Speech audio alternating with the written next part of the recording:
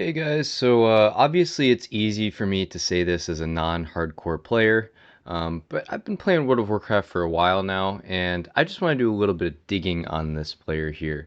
Um, just so we're clear, they're a top warrior in a top hardcore guild. They know exactly what they're doing.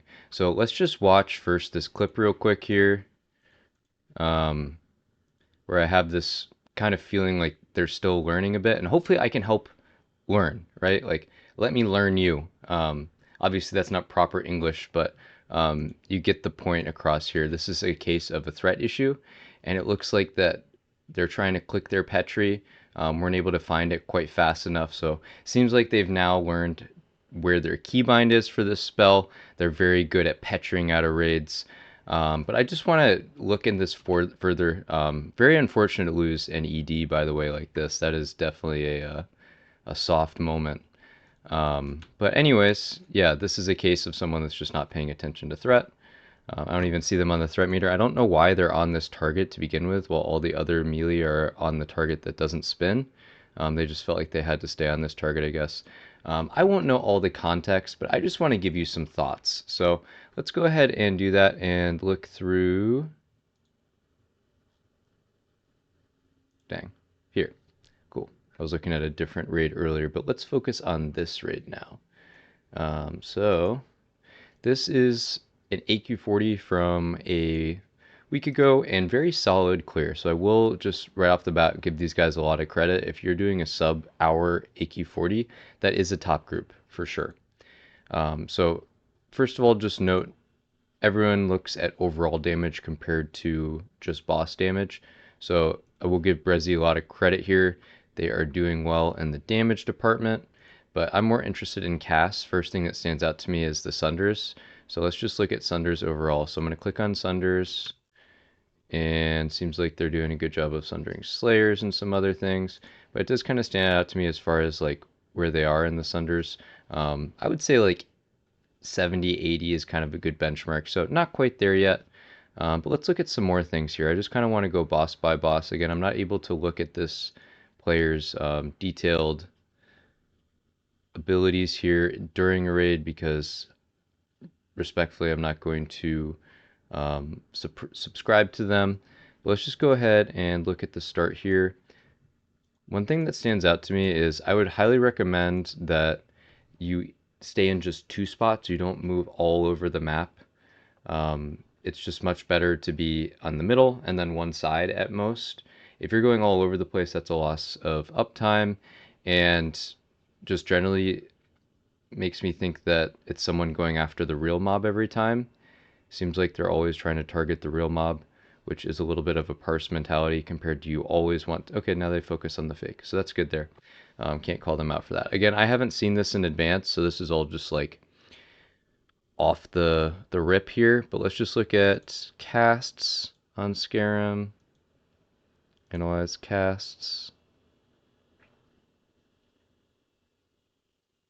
Where are they? Okay, here they are. So yeah, props for pressing Sunder once. The ads continually need to be sundered though. Like let's look at some of these guys are doing a really good job sundering, and other warriors are not doing a very good job sundering. Let's look at pummels overall. It's interesting to see there's two different ranks of pummel. I would recommend just getting the highest rank of pummel. I don't know if Brezzy knows how to use that spell, but I would highly recommend it on this. Looks like that the rogues are again, it's interesting to me how people in a top hardcore guild don't have the highest rank of kick or pummel, things that just increase your damage. It seems like they maybe they're trying to save gold. Being on hardcore, I know that gold is a challenge. Again, I don't know everything about hardcore, but this to me is just interesting to see and note in the logs here. But yeah, highly recommend more kicks, more pummels in general. Didn't really seem like there was a whole bunch of those. Let's look at damage taken. Did arcane explosions ever go out? From ability, yes, multiple arcane explosions went out that were not kicked. So a top hardcore guild I would expect to do a little bit more kicking. It looks like they properly had arcane potions on. Brezzy had one pre-pop, so good boy there, good job. But let's go ahead and look at Bug Trio now. So we're going to go to damage done. Looks like Brezzy's doing great there. Again, I don't see any pummels. I would like to call out the importance of making sure that someone pummels. So I'm sure someone else is doing the important things while Brezzy gets to press the more fun spells. Again, interesting to note the different casts of pummel. So interesting. People are kicking though, so that's great. Looks like multiple people got that first one. So a couple people are on the ball. And maybe this is assigned so a couple of these guys can look better with their abilities here. Glad to see no big heroic strikes besides one cleave. Seems like lost a little bit control there. Typically top warriors won't be cleaving on this because it does nothing overall. So just something to note there. I guess maybe it wouldn't show the little add damage. So potentially, but 10 seconds in, that seems to just be a miscast for me. So a little questionable there. Surprised to see such little whirlwind usage. Typically, I think that's part of a rotation of a warrior. So maybe they were lacking rage or other things. Again, I can only get so much insights from um, logs. But again, it is interesting to see the difference as far as what we got going here. Seems like at most people are doing 4, so 3 isn't too far off there. How about BTs? So yeah, prioritizing BTs gets 7 out. Good. So good job over there. Let's look at Death Wish timer here.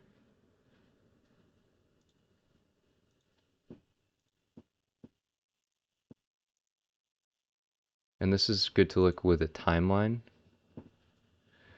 So interesting to note here, 4 seconds in, makes sense. Early cast there. Looks good. Do they need to use Zerker Rage? Let's see. I would recommend as a top warrior on this fight, Zerker Rage is just a good ability. There's times that you're going to be taking damage from Kree. Like, let's look at damage taken, right? Taken by ability. You're just taking volley damage throughout this. So if you're struggling with rage, having more rage is a good thing. I highly recommend using Zerker Rage, especially when you have your Death Wish up. You can get more rage, pump more. Anyways, let's continue on to the next one here. Let's look at damage done. We'll look at the table. Hey, Brezzy had a good fight here. Lips, great. I forgot to mention the importance of lipping on, sorry, never mind, I won't talk about that. I meant to talk about intercept on Skeram. I was a little surprised to see Brezzy not use intercept. That's a spell that you want to be using. Correct me if I'm wrong, let me go back to that. Yeah, intercept was not used on Skeram. I would highly recommend that so you have higher uptime. That's just a little tip right there, buddy. Let's continue forward. And let me be clear, I am by no means a good warrior. I will never claim to be a top warrior. So if you feel like I am being unfair, that's totally fine. But just pointing some things out here. Props for the snowball usage. Is there anyone else? I will say this is big gamer play, so props for that. Definitely being a little bit silly with some of these things I'm saying. Looks like a good Sartura overall. Definitely will say that was an example of a good Sartura. Let's look at damage taken. Also did a pretty good job of not taking a ton of damage. So yeah, I would say Brezzy had a very good Sartura overall. Compared to how much some people are getting hit by Whirlwind. So yeah, definitely will say props for Sartura there.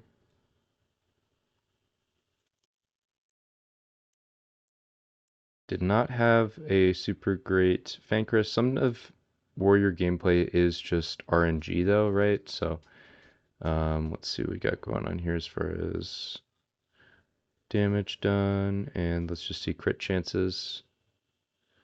50%. Overall, pretty good crits. Let's look at casts. So they Deathwish, Mighty Rage. Deathwish was a little late. Deathwish 7 seconds in. Let's see other people's Deathwish timer.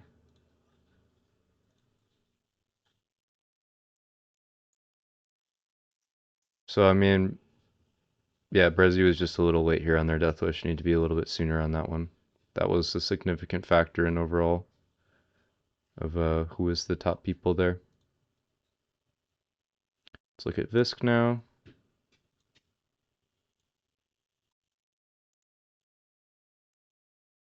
Tables.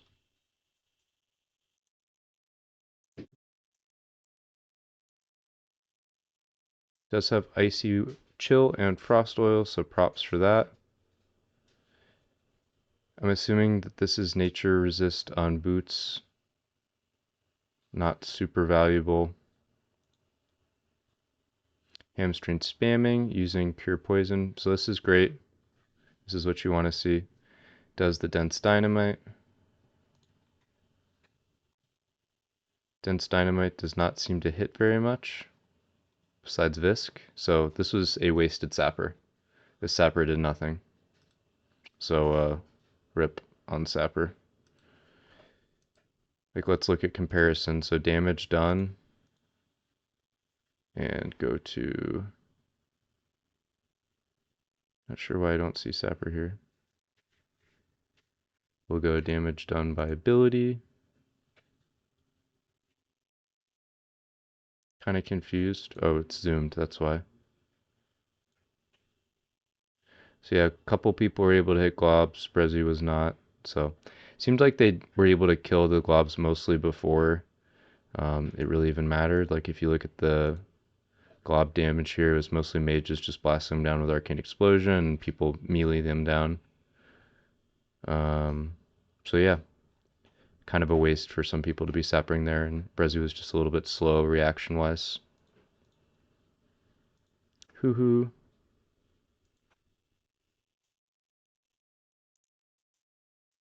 Doesn't use a nature pot or a health stone on Hoo-hoo. That's kind of crazy to me.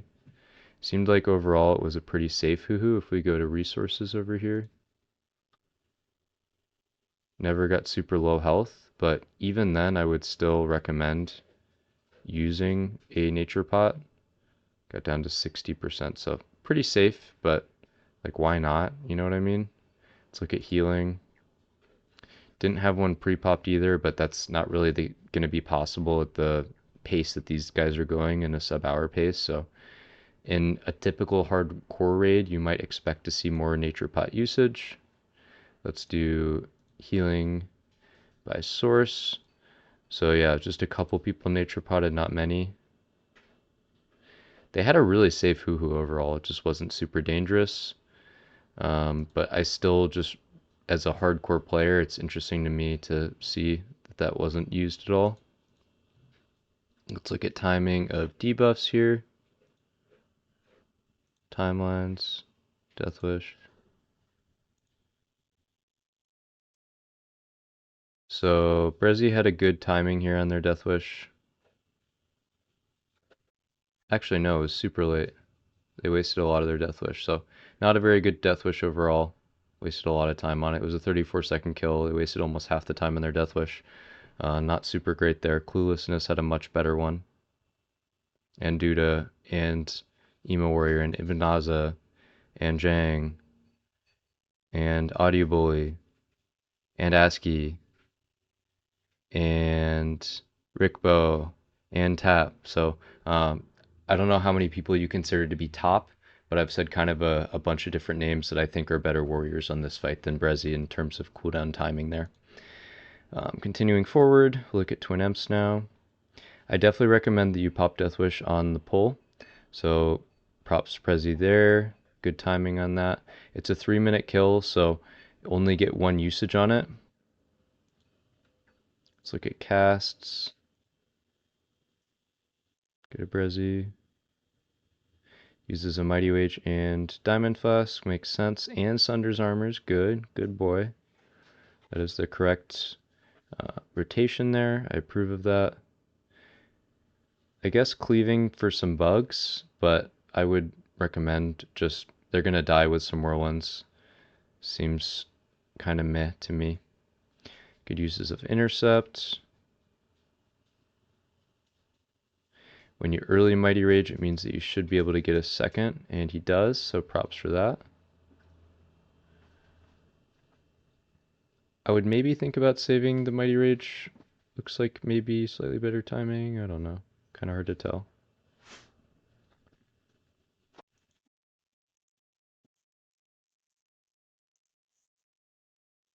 So we'll go back to tables.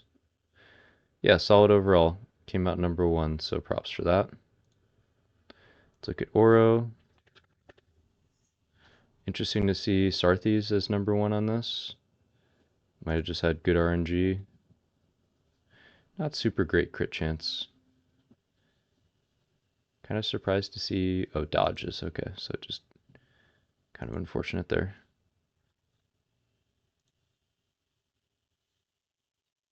Intercepts back in. Using a Mighty Rage on Oro is kind of wild to me. That's a fight that I would personally save my lip for basically every circumstance. But, props. Definitely does seem to have the pumper mentality and maybe is a little bit less cowardly than I thought.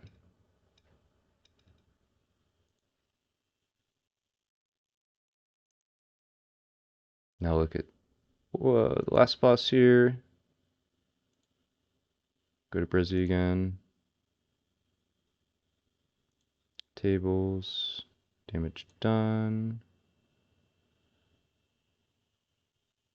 Casts. Mighty Rage at the end. I would think about using a Nature Pot early on this. Definitely my recommendation. They have one pre-popped. So I must have used it right before the fight.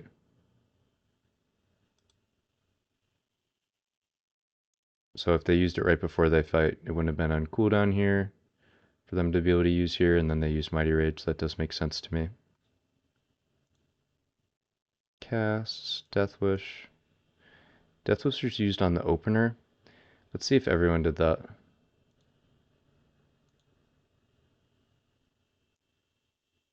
Yep, so the call is collectively made to Death Wish on the opener. Rezzy's like the first one to use it, makes sense. So Jag might have done it wrong. Hard to tell, but interesting to see just a couple of these guys not use it.